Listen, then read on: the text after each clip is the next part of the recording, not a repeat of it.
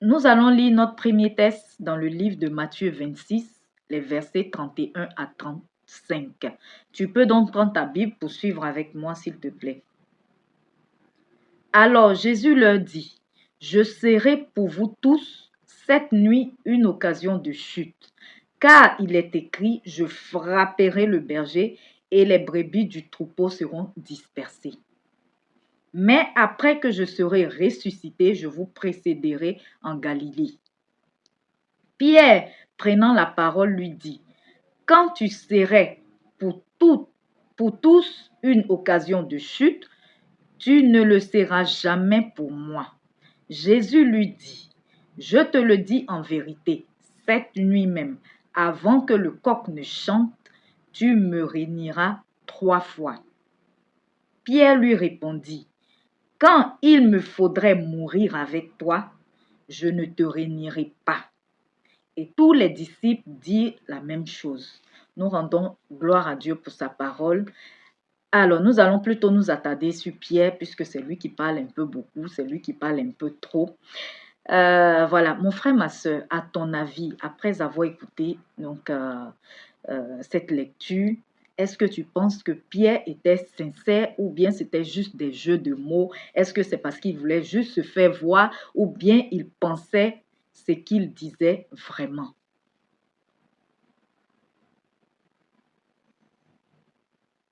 Ok, nous allons passer au deuxième test. Nous allons voir la suite. Nous passons à la lecture du second test, toujours dans le livre de Matthieu 26, les versets 69 à 75. Alors, nous continuons. Donc, voilà, après le premier test, le second test. Cependant, Pierre était assis dehors dans la cour. Une servante s'approcha de lui et dit, « Toi aussi, tu étais avec Jésus le Galiléen. » Mais il le nia devant tous, disant, « Je ne sais pas ce que tu veux dire. » Comme il se dirigeait vers la porte, une autre servante le vit et dit à ceux qui se trouvaient là, « Celui-ci était aussi avec Jésus de Nazareth. » Il le nia de nouveau avec serment, « Je ne connais pas cet homme. » Peu après, ceux qui étaient là, s'étant approchés, dirent à Pierre, « Certainement, il est aussi de ces gens-là, car ton langage te fait reconnaître. » Alors il se mit à faire des imprécations et à jurer, « Je ne connais pas cet homme. » Aussitôt, le coq chanta. Et Pierre se souvint de la parole que Jésus avait dite.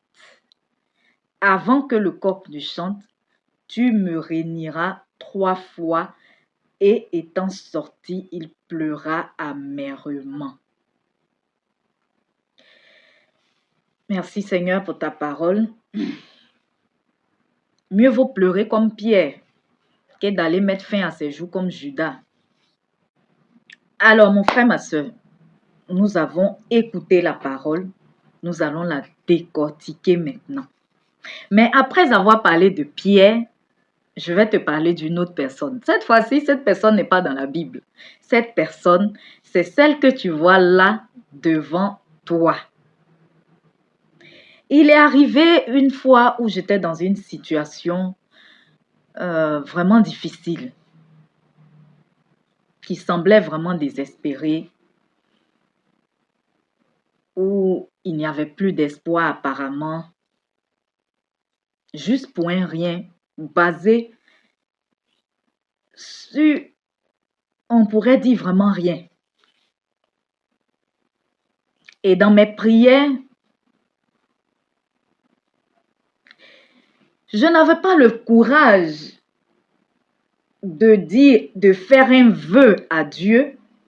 J'ai plutôt atténué, maquillé en disant, je fais une promesse à Dieu. Mais bon, vœu, on pourrait dire, c'est plus du côté spirituel. C'est comme une promesse. Mais on pourrait dire, dans quel sens c'est un peu au-dessus d'une promesse, c'est qu'on fait ce vœu à Dieu et on le fait à nous-mêmes. Donc, moi, je n'ai pas eu le courage de dire, Seigneur, je te fais un vœu. Parce que je sais que la Bible nous dit, mieux vaut ne pas faire de vœu à Dieu que d'en faire un et puis ne pas le respecter. Donc, j'ai voulu me jouer les malignes en disant à Dieu que c'était une promesse. J'ai dit à Dieu, si tu fais ceci, je prends l'engagement de ne plus faire cela. Et Dieu, qui est toujours fidèle, à qui rien n'est impossible, il a décanté la situation. Dieu a réalisé sa part des contrats. Arrivé maintenant à mon tour, vous connaissez l'homme. Le cœur de l'homme est tortueux. Et quelquefois, on veut se jouer plus malin que Dieu. Ou souvent même, on veut se jouer comme un peu, ça ne va pas dans notre tête. Ou c'est comme on n'est pas trop responsable. On ne se moque pas de Dieu.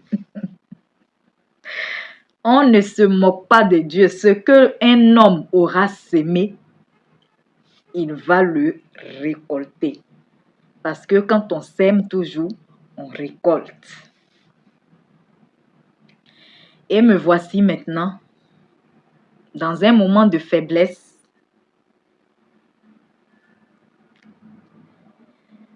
Je tâtonne maintenant avec Dieu. Pourtant, j'étais vraiment ferme lorsque j'ai fait la promesse. J'étais sincère et j'étais sûre de pouvoir respecter cette promesse. Je dis, quoi qu'il en advienne, je vais respecter cette promesse. J'étais vraiment sûre, confiante. Mais lorsque Dieu a réalisé sa part et que maintenant il fallait à mon tour réaliser ma part, je voulais me jouer les...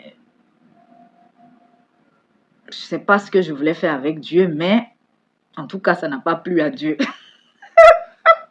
Ça n'a pas plu à Dieu. Et voilà maintenant,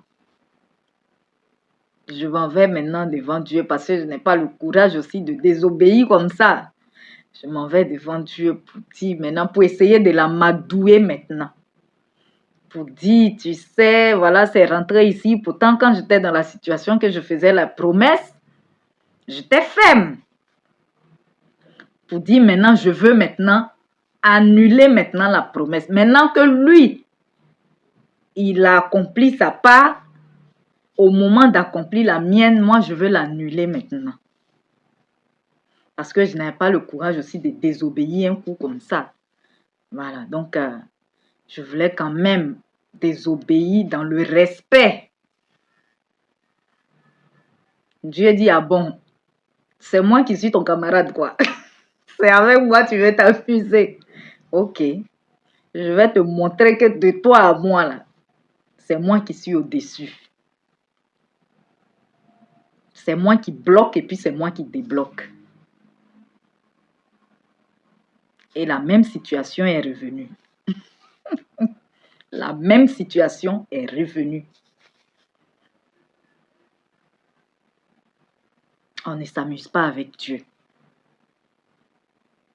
Faisons beaucoup attention à notre bouche, à ce qui sort de notre bouche. La Bible nous dit, la vie et la mort se trouvent au pouvoir de la langue. Parce que nous avons tendance quelquefois, lorsque nous sommes dans une situation, que ce soit des situations de joie ou de peine, nous sommes quelquefois portés à prendre des décisions, à faire des promesses, même jusqu'à des vœux, sous le coup de l'émotion, soit la colère, soit la joie. Et nous sommes prompts à parler. Et après maintenant, quand vient le moment de respecter, d'honorer ce que nous avons dit, ça devient compliqué. Jephthé, il partait en guerre. Il a dit à Dieu, si tu livres mes ennemis entre mes mains, lorsque je vais revenir de la guerre, que je vais aller chez moi, La première personne qui va sortir au-devant de moi, je vais te l'offrir. C'est-à-dire, je vais te sacrifier la personne. Il se trouve que c'était lui-même sa fille qui est venue l'accueillir. Il devait tenir son engagement.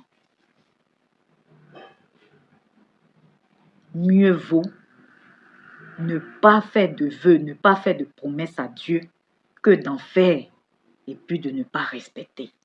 On ne se moque pas de Dieu. Il a le contrôle sur toute chose.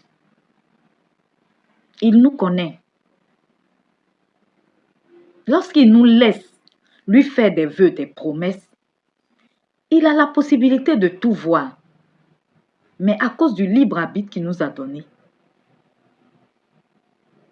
il nous laisse aussi montrer notre bonne foi.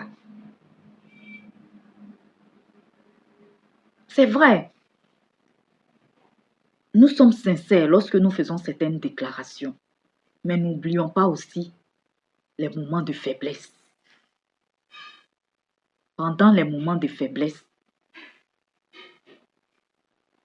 nous pouvons même régner, aller jusqu'à régner ce que nous proclamions. Nous devons aussi prier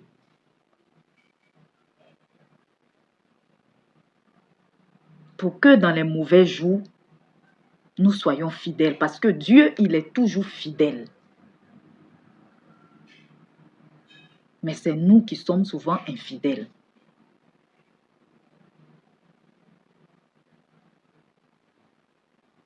Lorsque nous faisons une promesse à Dieu, lorsque nous faisons un vœu à Dieu, il faut vraiment réfléchir même avant de faire ce genre de choses.